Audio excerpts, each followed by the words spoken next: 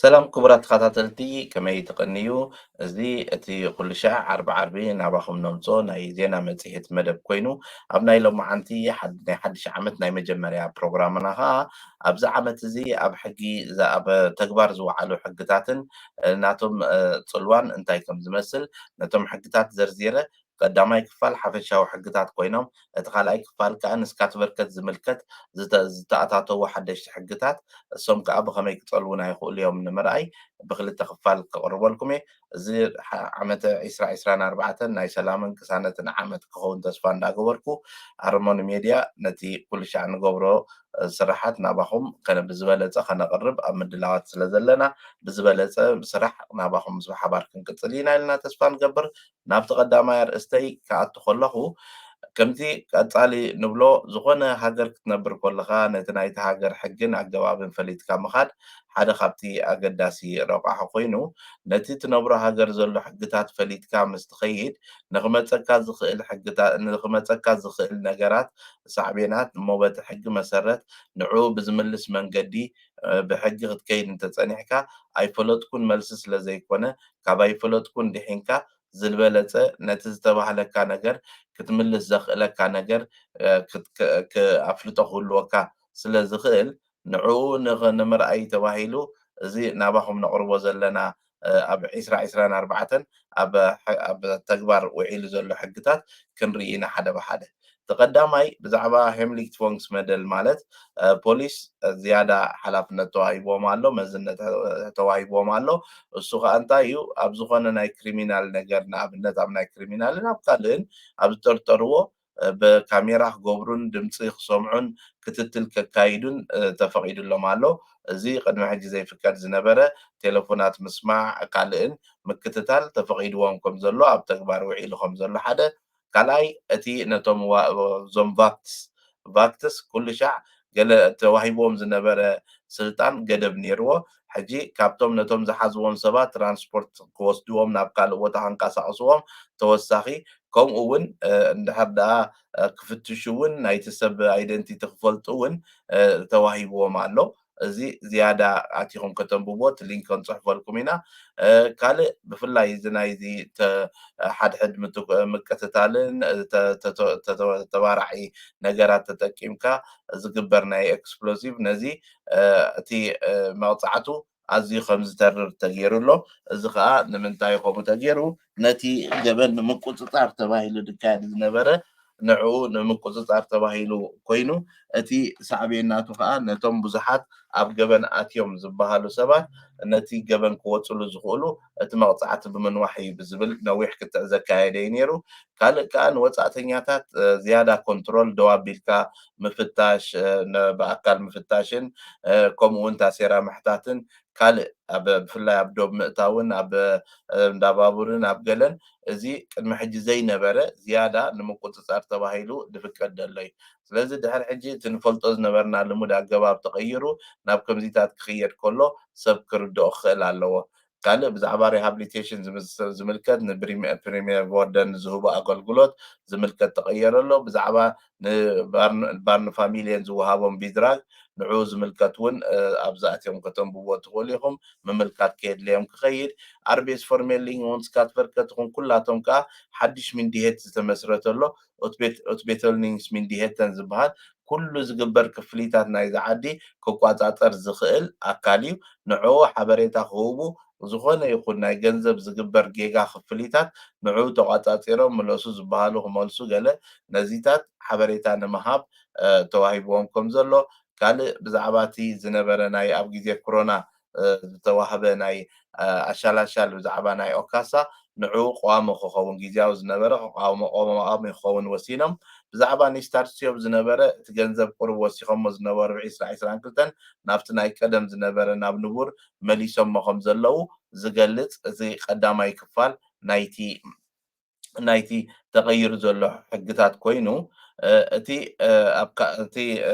ኣብ ብፍላይ ኣብዚ ነዝናትና ተኸታታላይ ክምልከት ዝኽእል ቅድሚ ሕጂ ዘይነበረ እሞ ሕጂ ከምኡ ብምዃኑ እቲ ሰብ እንታይ ሳዕቤን ከምፃልና ይኽእል ይኸውን ኢሉ ክሓስቦን ክገብሮን ዘለዎ ኣብ ዝኾነ ናይ እንዳ ባቡር ይኹን ኣብ ዶባት ይኹን ወላ እውን ኣብ ዝኾነ ዝጠርጠርዎ ግዜ ፖሊስ መንነት ናይ ሰብ ከጻርዩን ክሓቱን ደው ኣቢሎም ክፍትሹን እዚ ካብ ዕለት 1 ጃንዋሪ ተጀሚሩ ተፈቒድዎም ከም ዘሎ ምፍላጥ ከድሊ በቲ ናይ ቀደም ሕጊ ኸይድካ ኖ ኣነ ከምዚ ክተሓባበር ፍቓደኛ ኣይኮንኩን ከምዚ ክትገብሩ ይፍቀድኒ ከምዚ ክገብር እየ ምባል ልክዕ ኣይኮነን ማለት እዩ ዝያዳ ንኸተንብቡ ግን ኣብቲ ታሕቲ ሊንክ ስለ ነእትዎ ከዓ ኣብኡ ኣቲኹም ክትርእይዎ ኢኹም እንዳበልኩ መዚ ቀጻሊ ክንገብሮ ዝቐነና ናባኹም ከነምፅኦ ዝቐነና ሬክላማት ናይ መፅሓፍቲ ዝፀሓፉ ዜጋታት ኣሎ እዚ ነቶም ፀሓፍቲ ንምትብባዕ ተባሂሉ ንገብሮ ኮይኑ ሕጂ እውን ሓደ ካብቲ ተፀሓፈ መፅሓፍቲ ናባኹም ከነቕርቦ ኢና ግን ቀጻሊ ከምዚ መፅሓፍቲ ፅሒፎም ድዮም ካልእ ናይ ስነ ጥበብ ስራሓት ገይሮም ናብ ህዝቢ ክበፅሓሎም ዝደልዩ ሰባት ክውከሱና ከም ዝኽእሉን ነዚ እውን ከነተኣናግደሎም ከም ንኽእል እግረ መንገድና እንዳሓበርና ነዚ ቀዳማይ ድመዋዓውዒ ከድፈኩም እየ ድሕሪኡ ናብቲ ናይ ስካት በርከት ሕግታት ክምለስ እየ ትግርኛ መጽሓፍ ሕሬቲ ኣብ ጭውያ ሲናይ ሙሉእ ብሙሉእ ኣብ ሓቀኛ ዛንታ ዝተመርኮሰት ሓዳስ መጽሓፍ ሕሬቲ ኣብ ጭውያ ሲናይ ዛንታ ናይታ ነብሰ ጾርን ከላ ተጭውያ ናብ ሲናይ ዝተሸጠትን ብዙሕ ውረት ደይብ ዘሕለፈትን መንእሰይ ሕሬቲ ተስፋይን ኣገራሚ ዛንታኣን መሳጥ ብዝኾነ ኣገባብ ተጻሒፉ እንሆ ተቐሪቡ ነብሰ ጾር ከለኹ ብሓይሊ ናብ ሲናይ ተጨዌ ትዝገርም ዛንታይ ድማ ካብዚ ዝጅምር ገጼ ጋልሄ ድማ ክዛረበሉን ክትፀሓፍን መሪፅ ኣለኹ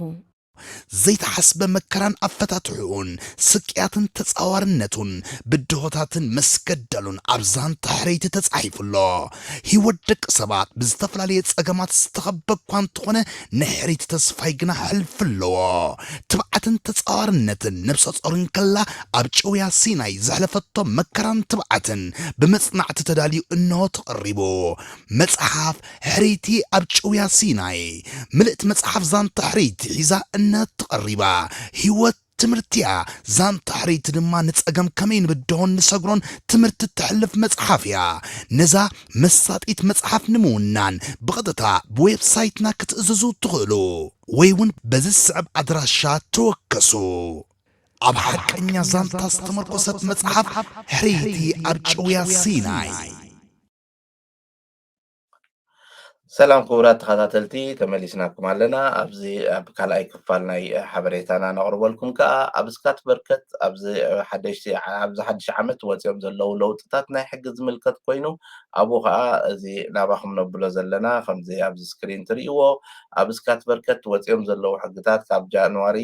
ኣብ ተግባር ውዒሎም ዘለው ብዚ 2024 ካብ 1 ጃንዋሪ ኣብ ተግባር ዝወዓሉ ተባሂሉ ከም ትርእይዎ ዘለኹም ቀሪቦም ዘለው ንዕኦም ሓደ ብሓደ ክንሓልፎም ኢና ኣገዳስነቶምን ኣብ መዓልታዊ ሂወትና ዘለዎም ፅልዋን ወሪኢኹም ብኡ መጠን ክትጥቀምሉ ክንሪኦ ኢና ተቐዳማይ እቶም ኣብ ኣልኮልን ኣብ ሽጋራን ኣብ ኒኮቲንን ዘሎ ምስኡ ዝምልከት ስካት ወሲኾሞ ከም ዘለው እዚ ምውሳኽ ከዓኒ 8% ከባቢ ኮይኑ